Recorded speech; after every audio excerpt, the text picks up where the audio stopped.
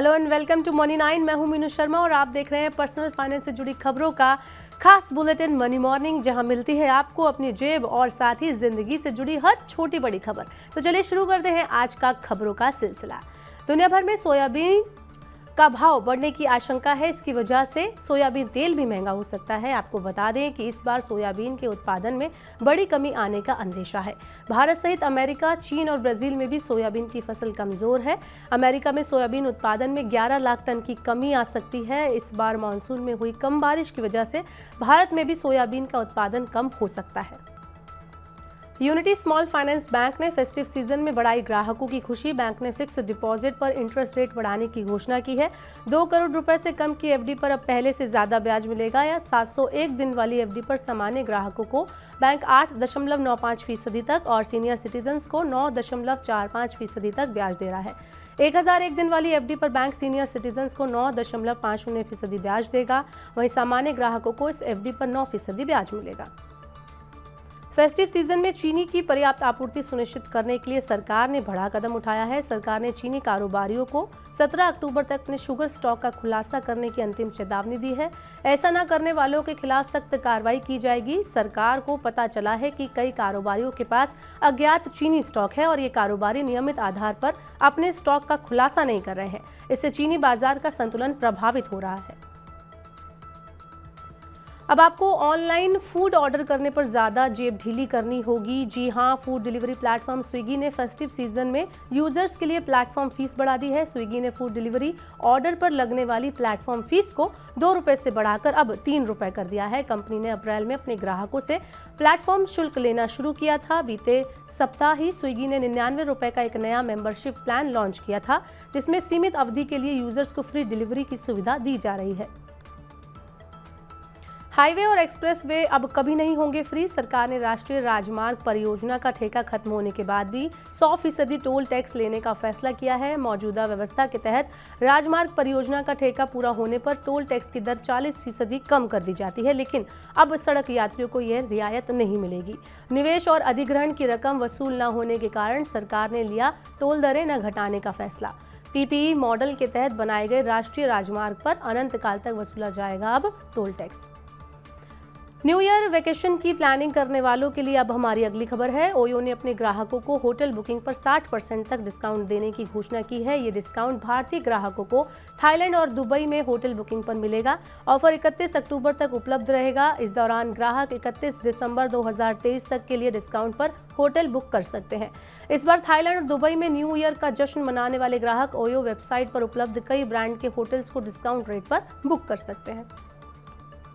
अगर आपने भी पेटीएम का शेयर खरीदा है तो आपके लिए अच्छी खबर है। गोल्डमैन सैक का कहना है कि पेटीएम के शेयरों के अभी और ऊपर जाने की संभावना है। गोल्डमैन सैक ने कहा है कि पेटीएम के ऑपरेटिंग मैट्रिक्स आश्चर्यजनक रूप से सकारात्मक हो गए हैं।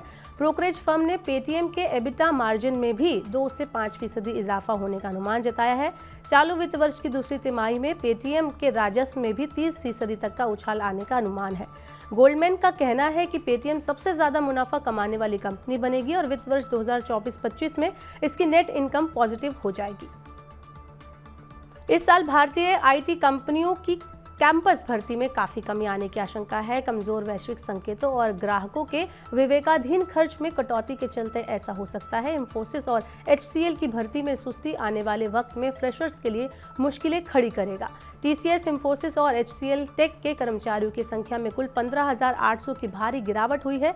महंगाई, ऊंची ब्याज दर और कम निवेश के साथ ही भू राजनीतिक तनाव के कारण दूसरी तिमाही के वित्तीय नतीजे भी उम्मीदों से कम रहे हैं। वैश्विक वृद्धि में कमी से भी आईटी कंपनियों की चिंताएं बढ़ गई हैं। ओला और उबर के ड्राइवर्स ने चेन्नई में हड़ताल कर दी है। वे किराया बढ़ने और बाइक टैक्सी पर बैन लगाने की मांग कर रहे हैं। कैब ड्राइवर्स कॉन्ट्रैक्ट पीरियड खत्म होने के बाद भी चल रहे टोल बूथ के खिलाफ सख्त कार्रवाई करने की मांग कर रहे हैं। कैब ड्राइवर्स ने धमकी दी है कि अगर उनकी मांगों को नहीं माना गया तो पूरे राज्य में हड़ताल की जाएगी। कैब ड्राइवर्स की हड़ताल से चेन्नई में यात्रियों को काफी मुश्किल हो रही है। फिल्मों के शौकीनों के लिए पीवीआर आईनॉक्स सब्सक्रिप्शन ऑफर लेकर आया है। पीवीआर 699 रुपए में दर्शकों को मंथली पास दे रहा है। पीवीआर आईनॉक्स पासपोर्ट की मदद से दर्शक हर महीने 10 फिल्में देख सकेंगे। पीवीआर आईनॉक्स के मंथली सब्सक्रिप्शन पासपोर्ट की फीस 699 रुपए है। 16 अक्टूबर से इस पासपोर्ट पास की बिक्री शुरू होगी। पासपोर्ट नॉन ट्रांसफरेबल होगा और इसका इस्तेमाल सिर्फ वही यूजर कर सकेगा जो इसे खरीदेगा। अब बताते हैं आपको महंगाई से जुड़ी खबर। लगातार छठवें महीने थोक महंगाई 10 सितंबर में 0 से 0.26% नीचे रही। WPI आधारित महंगाई अप्रैल से लगातार 0 से नीचे बनी हुई है। अगस्त में ये 0 से 0.50% नीचे थी। सितंबर 2022 में थोक महंगाई 10.55% थी। ईंधन और बिजली की महंगाई सितंबर में 0 से 3.35% नीचे रही, जो अगस्त में 0 से 6.03% नीचे थी। निर्मित उत्पादों की महंगाई दर सितंबर में 0 से 1.34% नीचे रही। अगस्त में ये 0 से 2.37% नीचे थी।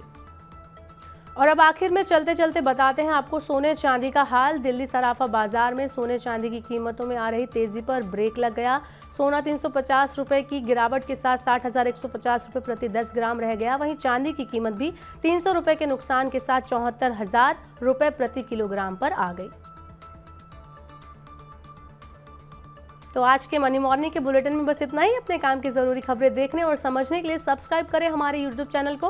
वहीं पर्सनल फाइनेंस से जुड़ी खबरों को आप पढ़ना चाहते हैं तो हमारी वेबसाइट www.money9.com पर जाएं। यहां पर 7 भाषाओं में आप पढ़ सकते हैं, समझ सकते हैं पर्सनल फाइनेंस से जुड़ी खबरों को। वहीं खास कार्यक्रम देखने के लिए मनी 9 के ऐप को डाउनलोड करना ना भूलें। बने रहिए मनी 9 के साथ। नमस्कार।